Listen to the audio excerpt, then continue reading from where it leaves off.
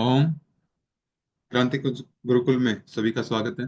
तो teaching aptitude पढ़ रहे थे हम। तो उसमें आपका अगला टॉपिक है कोऑपरेटिव लर्निंग थ्योरी। कोऑपरेटिव का मतलब क्या है? को का मतलब होता है सह या फिर साथ में, यानी कि जब दो या दो से ज्यादा स्टूडेंट मिलके, शिक्षार्थी मिलके पढ़ाई करते हैं एक साथ मिलके, उसको बोलते हैं कोऑपरेटिव लर्निंग। तो इस कोऑपरेटिव लर्निंग का जो सिद्धांत है वो दिया है जॉन डवे ने। इसने क्या बोला है कि cooperative learning is the instructional use of small groups, की छोटे छोटे समूह बना के पढ़ना। जिससे क्या होगा, जो स्टूडेंट्स हैं वो एक साथ काम करेंगे किसी टॉपिक पे, to maximize their own and each others learning, कि खुद की समझ भी बढ़ती है इससे, और जो दूसरा साथ में होगा उसकी समझ भी बढ़ती है। फिर कुछ की एलिमेंट्स हैं इसके, तो क्या क्या है वो? Positive interdependence. पॉजिटिव इंटरडिपेंडेंस का मतलब है कि सकारात्मक रूप से एक दूसरे पे निर्भर हो जाना। तो एक दूसरे पे निर्भर हो जाएंगे वो। वैसे बोलते हैं कि किसी पे डिपेंड नहीं होना चाहिए, लेकिन ज्ञान लेने के लिए, कुछ सीखने के लिए अगर किसी पे निर्भर हो रहा है कोई, तो उसको बोलते हैं पॉजिटिव इंटरडिपेंडेंस।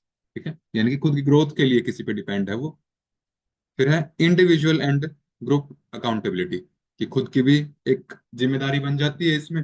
कि जैसे मान लिया, अब जो ग्रुप बना है वो 4 बजे पढ़ाई करने बैठता है, 4 PM। ठीक। तो अब खुद की भी जिम्मेदारी बनती है कि पूरे 4 बजे उस ग्रुप में शामिल होया जाए, और ग्रुप की भी अकाउंटेबिलिटी, ग्रुप की भी जिम्मेदारी सामूहिक रूप से बनती है कि 4 बजे वो पढ़ना शुरू कर दें। तो इस तरह से दोनों की एक साझा जिम्मेदारी बनती है इसमें। फिर है इंटरपर्सनल और स्मॉल ग्रुप स्किल। इंटरपर्सनल यानी कि एक दूसरे के साथ जो बातचीत करने का तरीका है, जो व्यवहार करने का तरीका है, जो अंडरस्टैंडिंग बनती है एक दूसरे के साथ, तो वो आ जाएंगी इंटरपर्सनल स्किल्स में। और स्मॉल ग्रुप स्किल्स यानी कि जो छोटे समूह को कैसे मैनेज करना है, कैसे उसमें बैठना है, कैसे व्यवहार करना है, वो स्किल्स भी डेवलप हो जाती है। फिर अगला है face to face promotive interaction, कि फेस टू फेस अगर कोई सामने आ जाए तो उससे कैसे बातचीत करनी है, कैसे व्यवहार करना है उसके साथ, तो वो स्किल्स भी डेवलप हो जाती है। और एक ग्रुप को कैसे प्रोसेस करना है, ग्रुप प्रोसेसिंग, यानी कि ग्रुप को कैसे मैनेज करना है, कैसे लीड करना है उसको, तो वो स्किल्स भी डेवलप हो जाती है।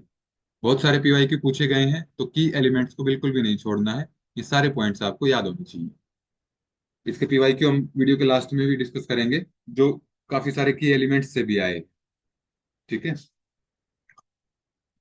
तो इसके बाद है लर्निंग स्ट्रेटेजीज, कि कुछ रणनीतियां बताई गई हैं लर्निंग के लिए, कि साथ में पढ़ने के लिए क्या कौन सी विधियां हैं, कौन सी रणनीति हैं, कौन सी स्ट्रेटेजीज।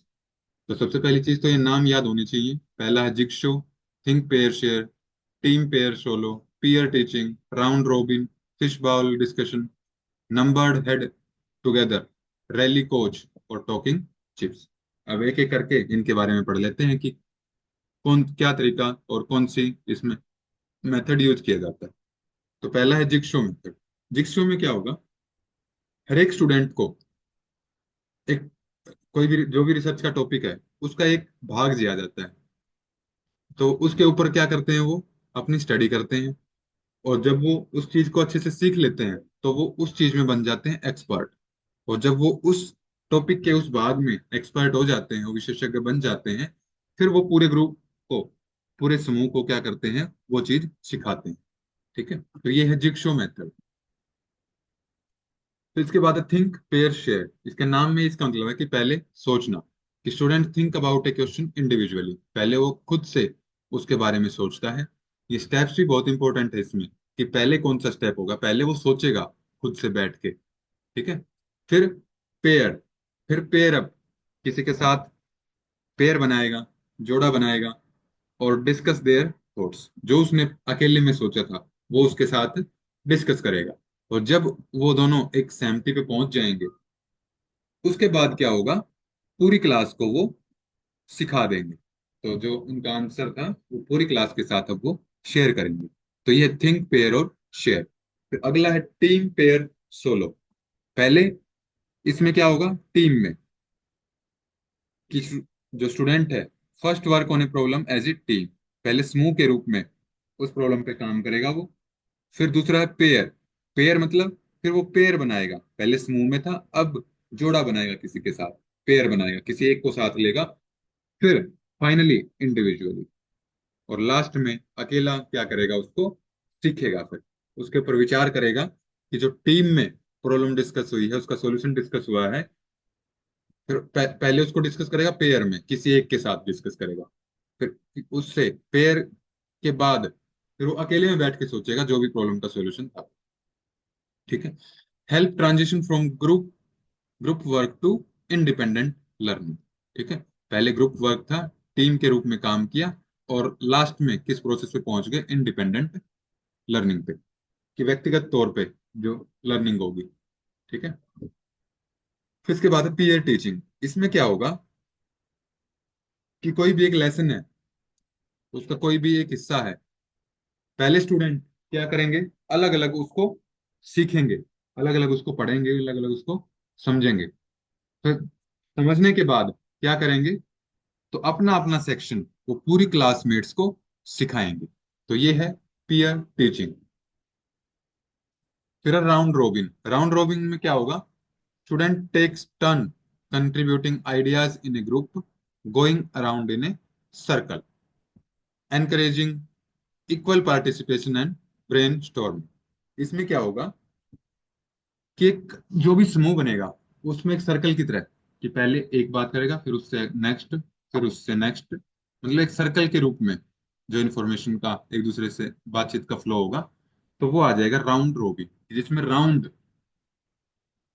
पैटर्न में क्या होगी, इंफॉर्मेशन या फिर जो भी आइडियाज हैं वो शेयर होंगे। और इसमें प्रोसेस में क्या होता है कि सबका सबका नंबर आ जाता है, सबको बोलने का मौका मिलता है इसमें, तो इक्वल पार्टिसिपेशन सबका हो जाता है इसमें, और सबको बोलने का मौका मिलता है। तो यानी कि ब्रेन स्टॉर्मिंग सेशन भी हो जाता है, कि सब विचार मंथन कर सकते हैं, सबके विचारों का पता लग गया, अब वो एक दूसरे से उनके उन विचारों पर डिस्कस कर सकते हैं। फिर अगला है फिश बाउल डिस्कशन। इसमें क्या होगा, दो सर्कल होंगे, कि एक होगा आउटर सर्कल, जैसे इमेज में देख रहे होंगे, ये आउटर सर्कल है, और ये वाला इनर सर्कल है। तो जो इनर सर्कल में शिक्षार्थी बैठेंगे वो क्या करेंगे, वो डिस्कस करेंगे एक दूसरे के साथ, किसी भी टॉपिक के ऊपर डिस्कशन चलेगा। और जो बाहर वाले सर्कल में बैठे हैं ये वाले, ये क्या करेंगे, इनकी बात को सुनेंगे, और क्या करेंगे, जो भी इनको इंपॉर्टेंट चीजें मिलेंगी उसके नोट्स बनाते जाएंगे।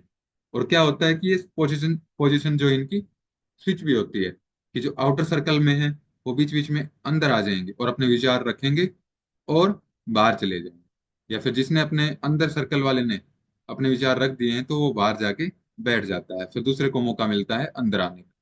ठीक है। तो ये अपने रोल स्विच भी करते रहते हैं। तो इसको बोलते हैं कि जिसमें सर्कुलर दो सर्कल के रूप में चर्चा होगी उसको बोलते हैं फिश बाउल डिस्कशन। फिर इसके बाद है नंबर्ड हेड्स टुगेदर, कि हर एक स्टूडेंट को इसमें क्या होगा, एक नंबर दिया जाएगा, किसी को एक, किसी को दो, तीन, चार, पांच, ऐसे नंबर दिए जाएंगे। और उस फिर क्या करेंगे, नंबर देने के बाद जो टीचर है वो एक क्वेश्चन पूछेगा, क्वेश्चन पूछने के बाद वो ग्रुप में डिस्कशन करेंगे उसके आंसर का।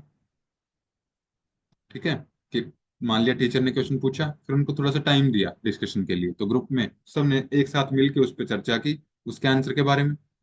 और जब चर्चा हो गई तो टीचर ने कोई भी एक नंबर लिया कि 2 नंबर स्टूडेंट इसका जवाब दे, तो फिर वो स्टूडेंट उसका 2 नंबर स्टूडेंट उसका जवाब देता है। तो ये है नंबर्ड हेड टुगेदर।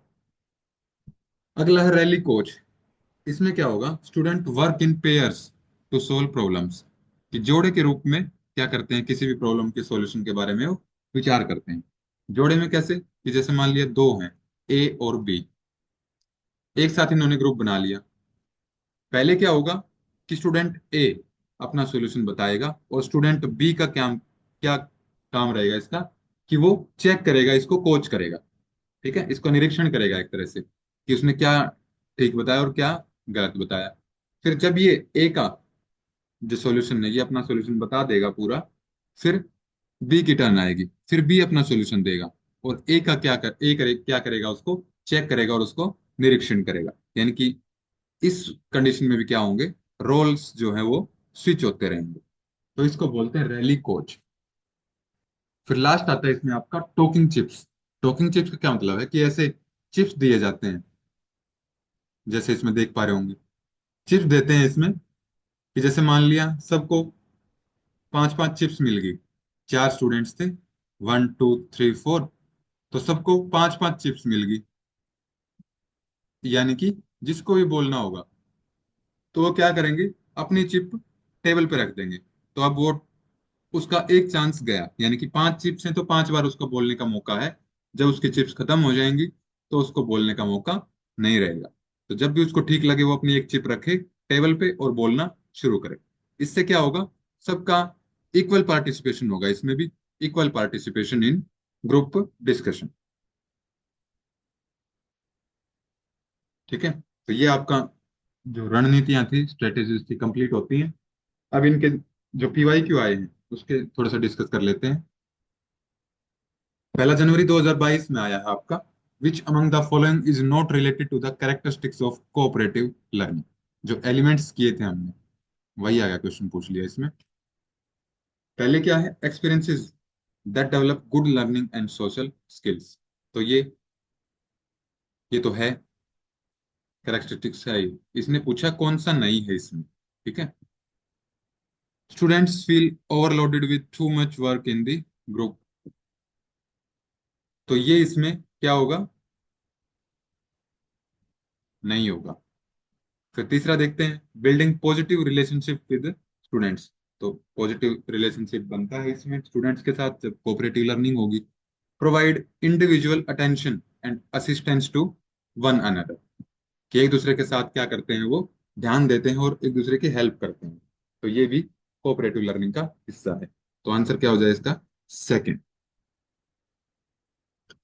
फिर अगला है मार्च 2023 में पूछा गया है आपका, which of the following strategies is not an element that defines true cooperative learning.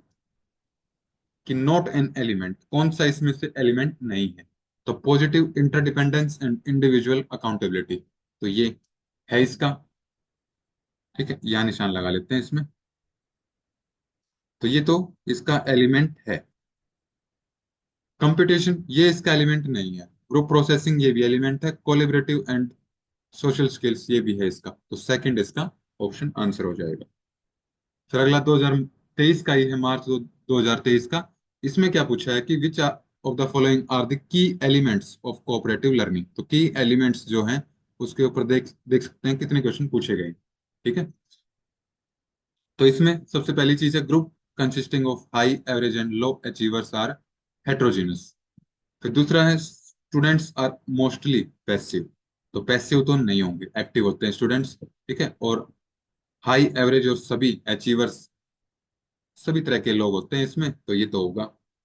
फिर अगला आता है आपका, student work in groups to master academic materials. तो ये भी है। Reward system is individually oriented. Reward system ऐसा कुछ नहीं होता इसमें, तो ये नहीं होगा।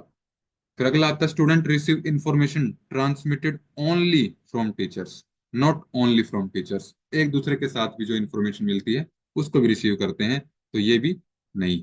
तो क्या आ जाएगा इसका, ए और सी। फिर अगला क्वेश्चन है, जून 2023 में पूछा गया है, ये भी एलिमेंट्स के ऊपर ही है कि कौन से एलिमेंट्स हैं इसमें। तो इंडिविजुअल अकाउंटेबिलिटी, ये है। ठीक है, पॉजिटिव इंटरडिपेंडेंस, ये भी है। प्रोमोटिव इंटरेक्शन, ये भी है। सोशल स्किल्स, ये भी है। और ग्रुप प्रोसेसिंग, ये भी है। यानी कि ए बी सी डी और ई, पांचों के पांचों क्या है, एलिमेंट्स हैं कोऑपरेटिव लर्निंग के। ठीक है, फिर in which strategies of cooperative learning students are separated into an inner and outer circle. तो इनर और आउटर सर्कल ये बनता था हमारा फिश बाउल में।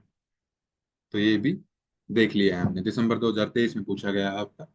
ठीक है, तो इसमें कुछ ही पीवाईक्यू रखे गए हैं। ठीक है, बाकी अपना जो डिस्क्रिप्शन बॉक्स में लिंक है उसके ऊपर जाके और बाकी पीवाईक्यू सोल्व कर सकते हैं। कुछ फ्री में अवेलेबल है, कुछ पेड में है वहां पे। तो जो फ्री में है वो भी, और पेड में भी, तो जो उसमें आपको ऑप्शन मिले तो वो जाके एक बार सारे क्वेश्चन लगा सकते हैं, जिससे कि जो पूरा टॉपिक आपका ये क्लियर हो जाएगा।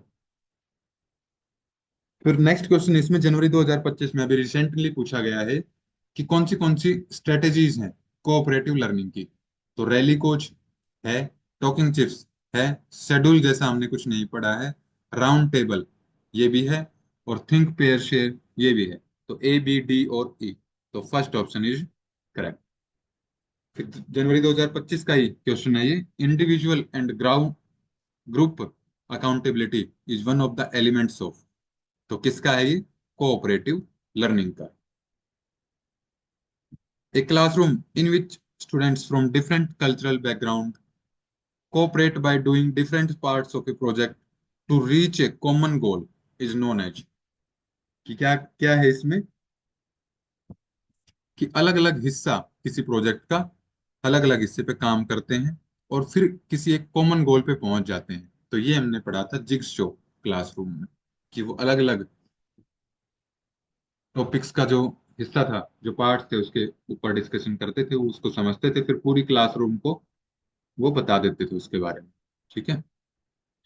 फिर इससे अगला क्वेश्चन है जनवरी 2025 का, ये भी आपका, which of the following are not the features of cooperative learning strategies. तो कौन सा इसमें फीचर नहीं है। तो इंडिविजुअल कंपटीशन, तो इंडिविजुअल कंपटीशन तो है ही नहीं।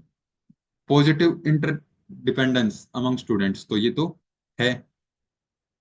फिर sole reliance on teacher guidance, यानी कि टीचर के ऊपर ही पूरी निर्भरता, तो ये इसमें नहीं होगा। Individual rather than group accountability, ऐसा नहीं है। इंडिविजुअल की भी अकाउंटेबिलिटी है और ग्रुप की भी है, दोनों की है, तो ये भी नहीं होगा। तो क्या आ जाएगा इसमें, ए, सी और डी। फिर इसके बाद आपका which of the following are the strategies of cooperative learning. तो अब इसने पूछ लिया, पहला है कॉर्नर, तो ये भी है। फिश बाउल ये भी है। टीम वर्ड वेबिंग, तो ये भी है। और राउंड रॉबिन ब्रेनस्टॉर्मिंग ये भी है। तो ए बी सी और डी चारों इसमें कोऑपरेटिव लर्निंग की स्ट्रेटेजीज बताई गई।